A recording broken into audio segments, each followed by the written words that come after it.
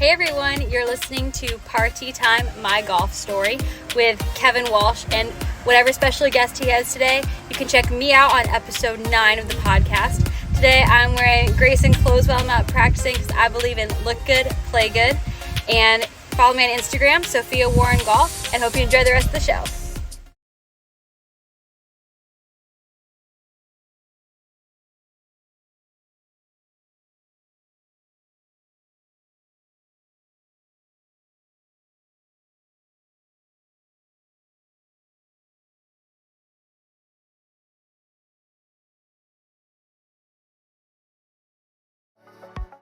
Hey, what's going on? We got a really good show for you today. Tom Coyne, the legendary golf writer and one of my buddies from Philadelphia, who's just one of the most fascinating people in all of golf. He is our guest. He's going to tell us about some of his past projects, what he's working on right now, and what's coming in the future. And the whole thing about Tom, it's always interesting because at the core of it, he really is an interesting person.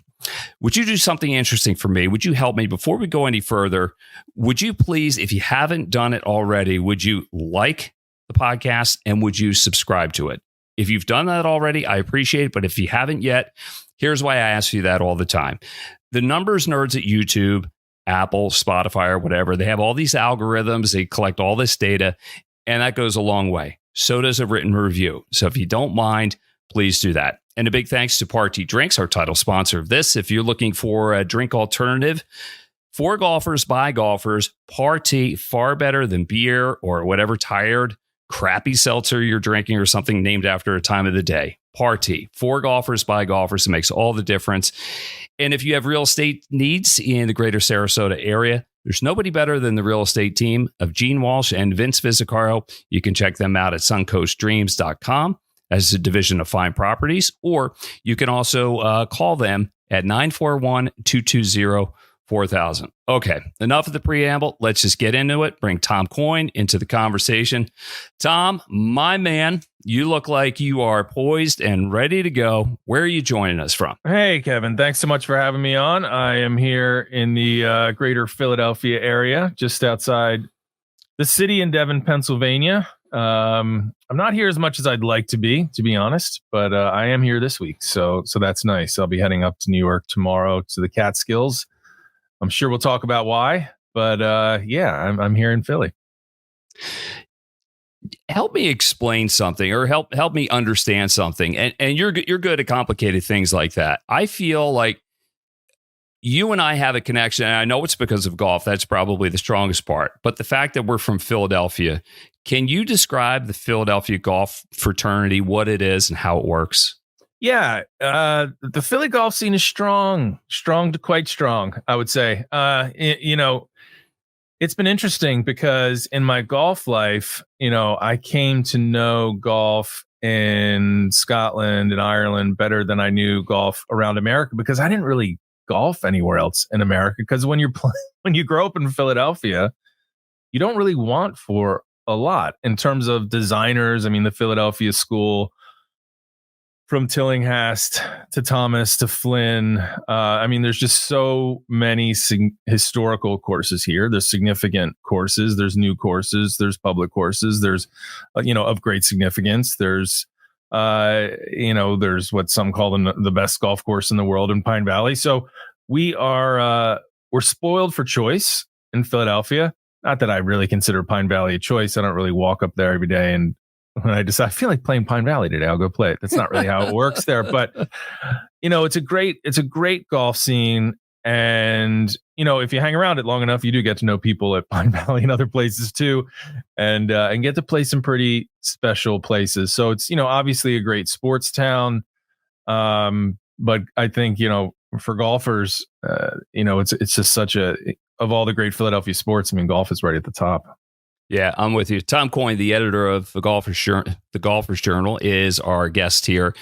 Tom, anytime you talk about something, be it on the podcast, the Golfer's Journal, or you write something, I just find it fascinating. And I think that's because at the core of it, you're just an interesting person. Cool people. I have this theory. Cool people know they're cool. They just do. Are you at the core of it? Do you feel like you're a creative person and it comes out of you, or do you have to work at it? Wow, that's a good question. I don't think I'm that cool, so that's cool. Especially now that I'm a dad of two, of a teenage girl and a 10-year-old. They remind me that I'm not terribly cool at all. But in terms of being interesting, I don't think I don't really try to work at being anything anymore. I think there was probably a time when I worried a lot about whether people thought I was interesting or whether I was doing interesting things or important things. Thank God that time has passed. I think right now I'm just interested in trying to remain as curious as I can about life and going places and meeting new people. And that's really what's always driven me is, trying to figure out and understand, why people do the things that they do. And golf has been such a great way to explore those ideas because you get to spend time with people in interesting places. So I don't think I'm so much the interesting one. I think that I've gone to a lot of interesting places and met a lot of interesting people. And my job is to sort of capture them as well as I can. And so if there's anything really interesting about me, it's that I've managed to do that for a long time and remain married, which is the most interesting bit. Yes, you're a curious soul. The word curious jumped out at me because I think you're an expert observer of people. You're a good listener, and there are good stories all around you if you just happen to take them in and remember them and then write and speak eloquently about them. Let's go back to the beginning. Where does your golf journey begin? You're a Delco kid. Is that right? Okay. Born and raised, the heart of Delco, Media, PA.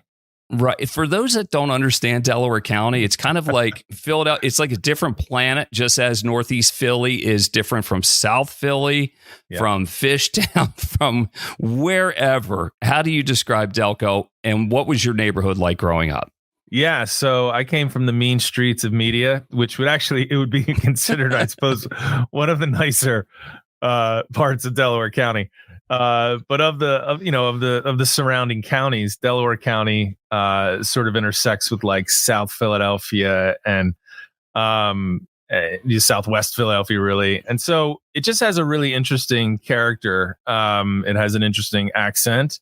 If you've watched Mayor of Easttown, that's Delaware County on HBO. So and it just has, if you're from, it's like you can take the kid out of Delaware County. You can't take Delaware County out of the kid. So what's great about it is where I caddied Rolling Green in Springfield, Pennsylvania, is really like authentically Delaware County. So you had this interesting mix of like, it wasn't like a sort of mainline blue blood stuffy kind of golf club. I mean, we had everything from, our members were school teachers and cops and firefighters. I mean, there were also lawyers and doctors, but it was a really interesting mix of people, and the caddies were really interesting too. So when I grew up, I mean, that's where I grew up playing, but I also probably more importantly grew up caddying there because being a caddy taught me, I mean, gosh, that's the best education I've ever had in terms of learning about people, learning about how people live differently. I mean, because you're rubbing shoulders with like college kids on break, and then you're caddying for, these wealthy professionals, but then you're working alongside guys who are like, if they don't get out, like they don't eat that night. Or if they do get out, they're going to be late tomorrow because they went down, and tied one on somewhere. So it's, and you're seeing this when you're like 13 years old and all these different ways of life. And you learn that life is sort of complicated and fascinating too. So best job I ever had, probably aside from writing, really the only other job I had. I'm with you on that. Everything you said sounds like my story growing up at Huntington Valley and caddying there. The first time I really got a taste of colorful language, profanity. First time I ever saw drugs in any capacity, like who was using it and drinking to unhealthy levels. But to me, that was real life. And it was like to be exposed to that and to learn how to navigate through that. The life's lessons were just innumerable. And I'm so thankful to have them. And here I am on the back end of a very mediocre TV news and sports career, caddying again. Caddying was my first job, and I'm bookending this sandwich in between. Like, so caddying is the bread, and I'm thankful for the opportunity that I have to do it. I'm coming right behind you, Kevin. I can see, that doing an encore, getting back out there. And because it was such a great job, the exercise, being outside, and gosh, you guys do pretty well these days, better than I certainly did back in the day. Well, even back in the day, I remember the first loop I ever had was a single. It was for a woman, and she was with her family, and I made $13.50. And I just thought, well, I was 12. I mean, that was a lot of money back then, right? In today's dollars, that'd probably be like $60. You give a 12-year-old kid $60. It's fantastic. Yeah. You're playing golf. When did that start? Who got it started for you? Yeah. So I grew up in a golf family. My dad played. He picked it up in the Navy. He was pre-Vietnam in Korea. He didn't pick it up in Korea, but that's when he went into the Navy. Picked it up in San Diego afterwards. So he'd grown up in Scranton and never picked up a golf club. So I have a debt of gratitude to the Navy and any military-based golf course. It's amazing how much they do to actually grow the game. So he became a golfer. My brother became a good golfer. So I kind of resisted golf because my brother was really good at it, and I wanted to do you don't want to do what your older brother does, or sometimes you do, but in my case, I didn't. But eventually, I was going to the junior clinics, 8, 9, 10 years old, and they started putting me into the inter-club matches and playing against the other courses in Delaware County and around the Philly suburbs. And that part of it, once it got competitive, then I really got hooked. Wanting to practice, wanting to get better, wanting to win. Because at that age, you sort of, soccer and little league and things like that, and it's all about you're really into wins and losses, and I want to do this someday, and all this sort of big sports dreams. So once it got like competitive with people, I did really get into it. And then by the time I was 12, I wasn't playing baseball anymore. I was just playing golf, and golf all summer, caddy in the morning and play golf all afternoon. So it was like Rolling Green was like my summer camp, and I'm very, very fortunate for that. I apologize for my very rude dog if you hear me. Oh, no. That's part of the equation. I might have a German Shepherd kicking down the door here. Just thicker bark's a little more powerful than who is that, by the way? That's Duncan. And if you don't let him in the office, he will bark. And then if you don't let him out of the office, he will bark. So he's not. You want to let him in? You want to just let him in? No, he's here. He's good. He calmed down. Okay, he's a good boy. Yeah. So you were talking about your dad and how he got his start in the military playing golf, and ultimately you got hooked on it. When did you know you were good? I probably never.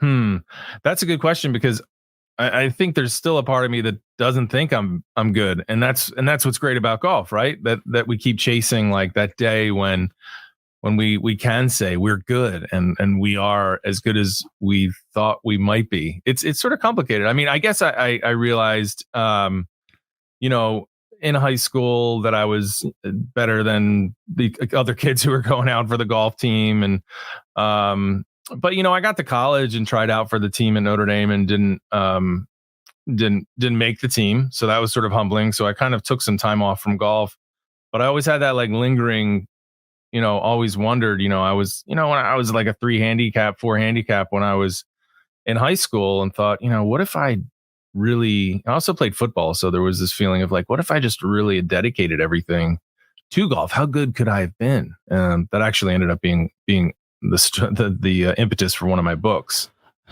Yes. Paper Tiger. I think that's great.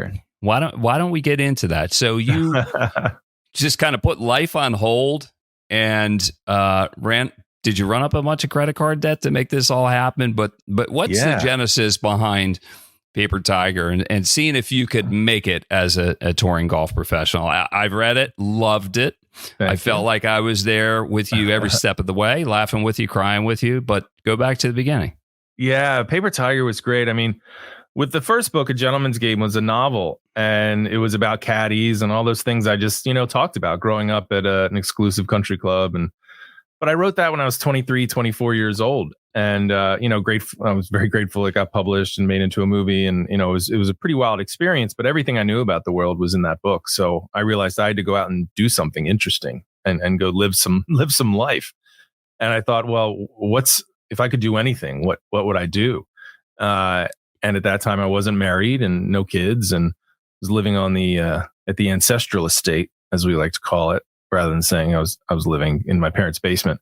What would I do if I could do anything? And it was, okay, I want to know how good I can get at golf. And because it's that great bait and switch of golf, right? That you hit one good shot or two good shots or three good shots, and you think, I can't like dunk a basketball or make 10 3-pointers, but I can do maybe once or twice every time I'm out there, something as well as Scotty Scheffler does it. I mean, like a 5-foot putt. We can both do that. I don't hit the ball as far as he does, but I can hit a fairway.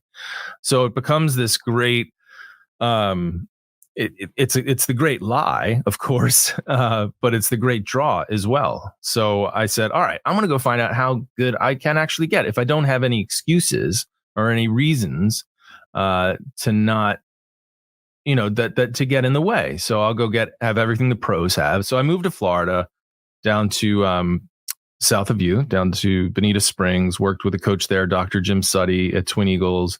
So I got a coach, a shrink, a trainer, nutritionist, an equipment sponsor, lost 35 pounds, got down to like a +1, and then went around the world to Q schools trying to play on various professional tours. So trying to play golf at the next level.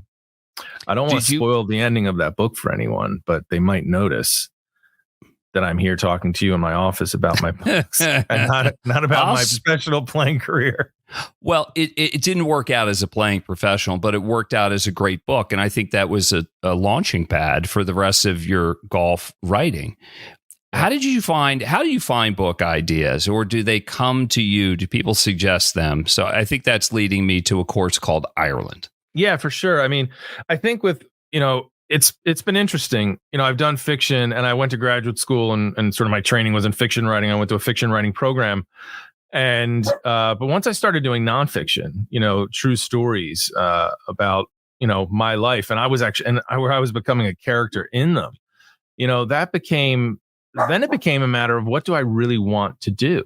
And, you have to be, if you're going to dedicate a year of your life or more, you really have to be passionate about whatever idea, that you're chasing. So it came down to like, the idea generation is like, what could I see myself spending the next 3 years of my life doing? One, to go on the adventure, then to write it, then to edit it, market it, etc. So, if that passion or that joy or that interest and that the compulsion to do something isn't there, it's just not going to last. It's not, and it's going to come through, and the pages are going to be weak. So it really, with all the ideas, I had to get to the point where like, this is something I have to do. And I had to get way past the purpose. point. A purpose. You're driven. It had to have a purpose. It couldn't be, maybe I'll do this, or this might be a good idea. I wish it was that easy, because I would have had written 20 books by now instead of working on number 6. But for me, it just has to get to the point where it becomes your life.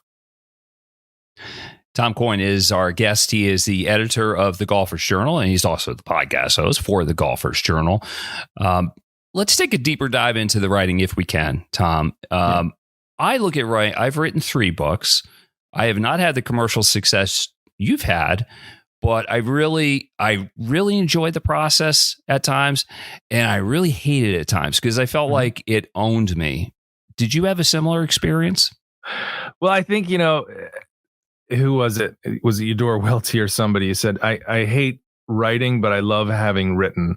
And it's a lot like exercise in that sense. If I don't have a productive day in terms of the things that I'm working on, and it's not always, writing a new feature or a chapter or something like that. Maybe it's some other sort of mundane writing or a lot of editing. But if I'm not putting the hours in every day on something, then I feel sluggish. Like I feel like the day's been wasted. I feel like I didn't exercise, versus those days when you put the time in, even if you only have a couple pages to show for it. I come out of the office, usually very late when I come out of the office, but I come out just feeling on fire, and I can't wait to get back to it. None of it's ever easy, and I think it's still, working on book 6, there's still the anxiety of like, do I know how to do this? Are they going to figure out that I'm a fraud? Is this book going to be the one that ruins my career? Whatever. Like, all that doubt is still there. But I think at this point, I've gotten. You start to realize the things you're good at, the things you're not good at, and the things that people respond to or they don't respond to. And so, I feel a little more comfortable at this point, knowing that I don't have to. The blessing after having done this for a while is that I don't have to try as hard. And as a young writer, like A Gentleman's Game, I think is a good book, but man, the sentences are like I'm trying to win an award with each one. And I don't feel the compulsion. I don't feel that it's necessary anymore. And Simple I think works, that actually, right? Yeah. I mean, clarity, conviction, honesty, all those things are more important. I mean, I still love to play around with sentences and cadence and rhythm. And those are things that are just interesting to me. And I think help tell a story and bring a reader into a story. But, it's, I think the more honest and clear that one can be and let the story do the work, as long as your eyes are open wide enough to really see the story, then you're going to be in good shape. Yeah, just put it out there, keep it simple, let it flow, and you're really good at it. Every time that I read one of your books, I feel like I'm a fly on the wall, or I'm riding in the backseat of a station wagon, and we're going somewhere, and whoever we're meeting is going to be interesting, because I just feel like there's something's coming. There's something fun about it, and that's the beauty of golf, and I think that's the beauty of what writing can be. And in reading a good book, you're mentioning something that's coming down the road. I also want to mention just very quickly a course called Scotland, a course called America. Loved them both. But number 6 is a course called Home. Yeah. What's the story behind that and the going back and forth between Philly and the Catskills in New York? Yeah. Yeah, it's been an interesting couple of years, Kevin. So I guess it was the year before last. I got a DM on Twitter from a superintendent at a 9-hole golf course in the Catskills called Sullivan County Golf Club. I didn't know any of that. I just got a DM from someone who said, "Hey, there's this golf course. It's going to close. It's been open for 100 years. Do you want to come check it out?"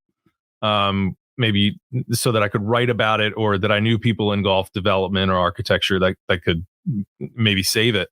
So at the time, I had a book deal without a subject, and said, "Well, let me check it out. Like this, maybe this is happening for a reason." That kind of reaction or response to that's sort of like, why not? Like, let's give it a shot. I mean, that's really been the spirit of a course called Ireland, a course called Scotland, a course called America. So I said, well, let's go take a look. So I went up there and looked around. It was not a pretty scene in the Catskills in February or March or whenever I got up there. But I thought, this could be my chance to, instead of being a golf sort of taker and consumer, maybe it's time for me to get on the other side of it and try to become a golf provider. So I worked out a deal with the owners that I could become the operator for that year, which was last year. And then at the end of that year, I would have the option to buy it or walk away. And so that's what we did. I ran a golf course all of last year, and, mowing the fairways, stocking the shop, selling memberships, basically trying to turn the fate around of this really sporty, wonderful 9-hole golf course in the Borscht Belt in New York State, which is where it's Dirty Dancing country. It's the Catskills with those huge Jewish resorts that all closed in the 80s and 90s, and really in their wake, these towns, a lot of them, like this specific town, Liberty, where the golf course is really it's had its struggles. So to try and so many golf courses up there had closed since the resorts left. So it became a bigger story for me than just like, it was originally just going to be like, we bought a zoo, and like, look how crazy it is now that I get to run a golf course and see how bad and good and fun and crazy it all is. And it became a lot more about the people, the community, trying to keep this good thing, just trying to keep a good thing alive. And so since you'll know and this is out there, this isn't a secret, but the book got longer because we did decide to buy the golf course over the off season. And so it won't be just a 1-year story. It's going to be a 2-year story as we undertake now putting in a restaurant, relocating some golf holes so we can put in a driving range, putting in a putting course, putting out a patio with outdoor dining, a whole new pro shop. So I got some partners and some investors. There's 3 of us really got together, myself, Bill Murray, the actor, and a friend from California, Mike Madden, who is of the Madden football family. And so uncommon golf buddies over the years. You don't know quite how sure, your lives intersect. Well, that's what's great about golf, Right.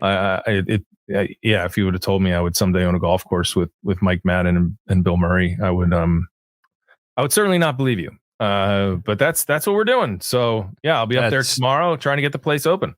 That's super cool. Caddyshack. How many times have you seen it? Do you even know? Oh, it's just one of those things. It just plays in the background of your life. If you're in golf, it's on a loop in your head. Yeah. Every line. Like if I described a scene, you're right there with me. Yeah, and I've never made the mistake of quoting it or doing it in front of Bill, which I think is good. He might be cool about it, but how lame would that be? I try to avoid. It's cool. I mean, we've just Bill's just a guy who really loves golf, and was actually probably more interested in investing in the area and putting money where it can do good. I don't think any of us are going to get rich on this endeavor. Tee times are $20. But it's the idea of us, we're not saints. It's not all about, we're just giving back to golf. We want to have a successful business. But it's just a good place that deserves to still be there. And the people in Liberty deserve to have their golf course. And so that's what we're doing. Tell me about your relationship with Bill. I think I've heard you tell this story before. Was there a phone call to a number in South Carolina? No. Well, I mean, so I know Bill because of Brian Doyle Murray, his older brother. Lou, the caddy master, right? Lou, the caddy master, actually played a caddy in A Gentleman's Game, the movie version of my first book. So that was what a thrill that was to have Brian to have, the writer of Caddyshack playing a caddy in this story that I wrote. So that was incredibly cool. But that was back in, 2001. And I kept in touch with Brian over the years and got to know some more of the family, got to know Joel, who from any number of movies or Mad Men, etc. And then on a trip and then along the way, Bill gave me Brian put me in touch with Bill to get a blurb for my Ireland book. So that's 2007. So that was probably the first time we interacted, and he gave me a very generous quote that we put on the cover of the Ireland book, and certainly helped sell a lot of copies. So that was very cool. But it would be years later when I was doing the America book that I spent a weekend with Bill and Brian at Prairie Dunes in Kansas, where Brian Doyle Murray is a member because he lives in Kansas City. And the Golfers Journal is actually out there right now with some of our members. But such an incredible golf course, and spent that weekend together. And from there, we decided to do an Ireland trip together, which we did a couple years ago and filmed it and put it on YouTube. So that's out there if people want to check that out. A week in Ireland with me and 18 Murrays, sons, cousins, brothers, a pretty wild thing. So, that it's golf, as a grown, man, it's not that easy to. If I didn't have golf, I don't know if I'd have friends. I just there's not I'm not a kind of person that calls you up to check in, how you doing? How was your day? That's not what I do. I'm either working or sleeping or playing golf. Right. So thank God for golf, because of golf, I have friends and I've gotten to meet interesting people, and I would count Bill among them. You're telling my story too. Without golf, I just don't know exactly what I'd be doing. It enriches my life in so many ways. The people it's introduced me to, the things I can think about because I have golf in my life. I always have a forward point because of that. It's just a special part of my life. Tom Coyne is our guest here. He is the editor of the Golfer's Journal and also the podcast host of the Golfer's Journal.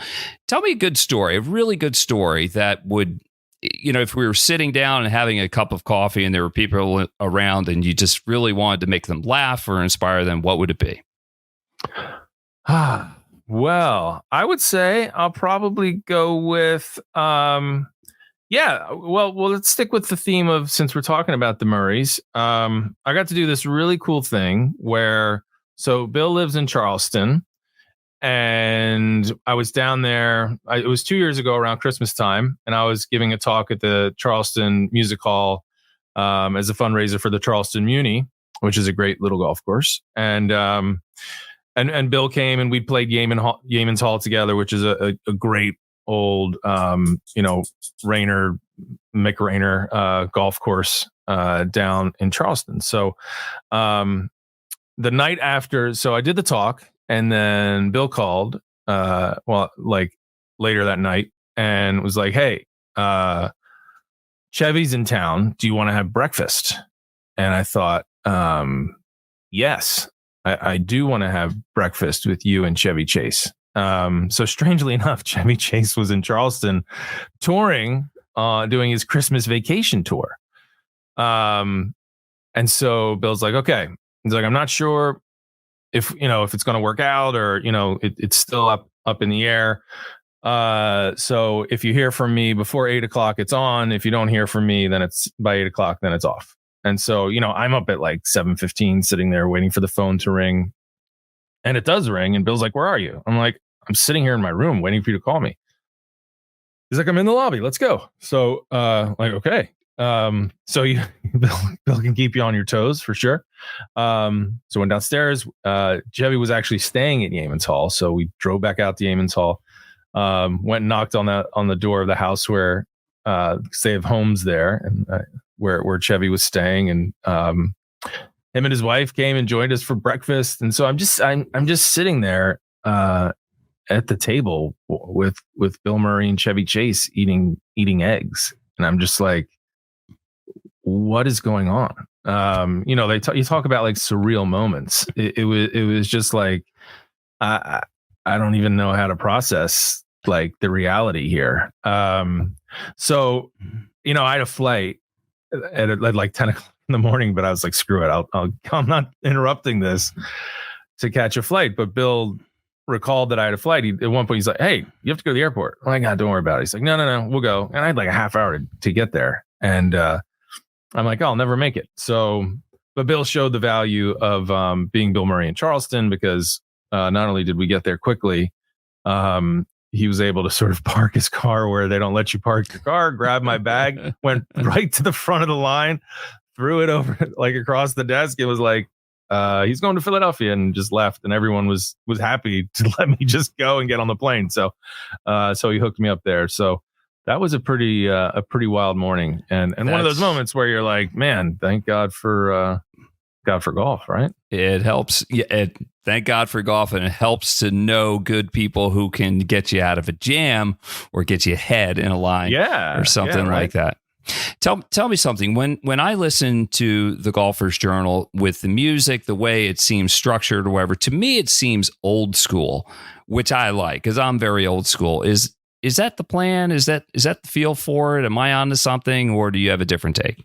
Well, I think the Golfer's Journal is meant to sort of feel like, hopefully we try to have a little bit of something for everyone, and try to offer you an alternative to sort of what you expect or traditional golf media, and really create sort of an elevated media experience. So like the book itself, and we call it a book because it's heavy. It feels like a book.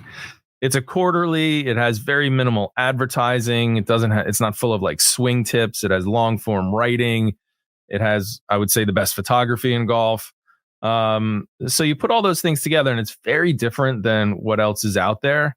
And so I think that's really where the idea came from. Like, let's try and, as the world is zigging, let's sort of zag and give people an alternative to, a lot of advertisements or paid advertising and things like that. So let's try and do something commercially quiet and something a little more golf pure.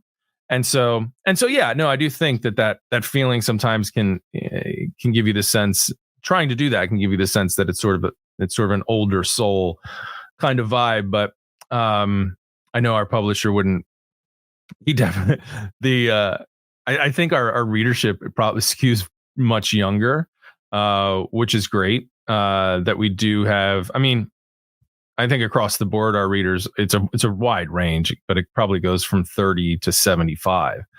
But I'd say it's relatively even across that scale, which is cool. Because there's something classic about it, but I do think that there's something very cool about it as well. And that kind of grows out of, the Golfer's Journal came from the Surfer's Journal.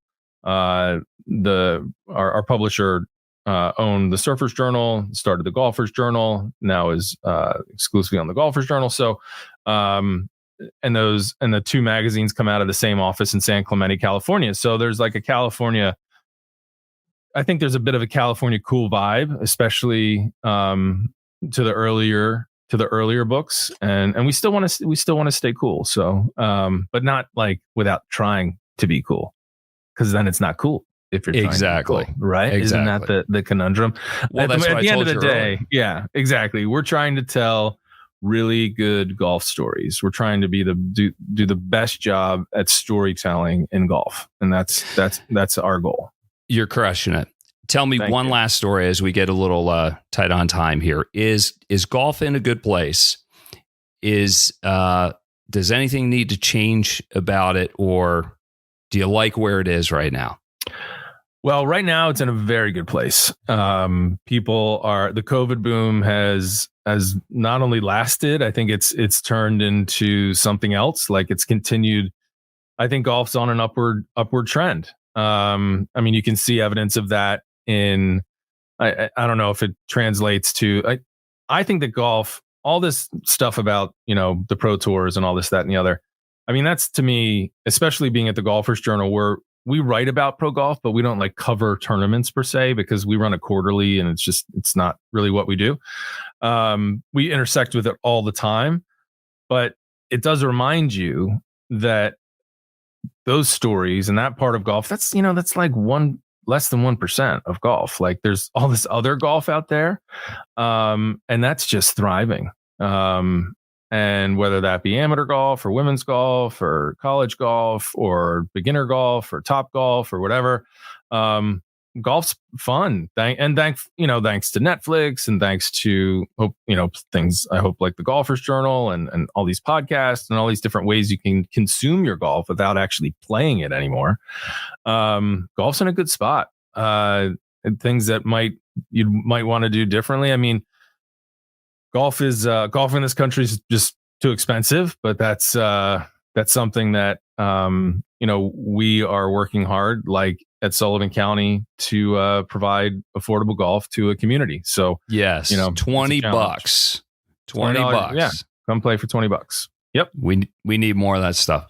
Hey, Tom, really appreciate the time. Always enjoy talking to you. Let's keep in touch. Anytime you need me, I'm here for you, because we're friends of golf.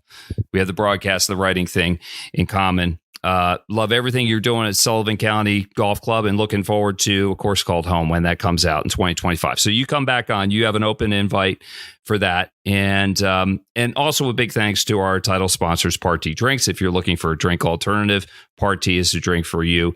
And the golf real estate pros, Vince Visicaro and Gene Walsh from SuncoastDreams.com, a division of Fine Properties in Sarasota. Tom, you be good. Keep playing good golf and keep putting out good content, and we'll keep watching. All right, my man? Thanks, Kevin. Thanks for having me. All right, you got it. For Tom Coyne, I'm Kevin Walsh. Thanks for listening to It's Party Time, My Golf Story. You've been listening to It's Party Time, My Golf Story, brought to you by Party Drinks. classically designed golf drinks for golfers by golfers, and the golf real estate pros Gene Walsh and Vince Visicaro. For your Southwest Florida real estate needs, check them out at suncoastdreams.com or call 941-220-4000.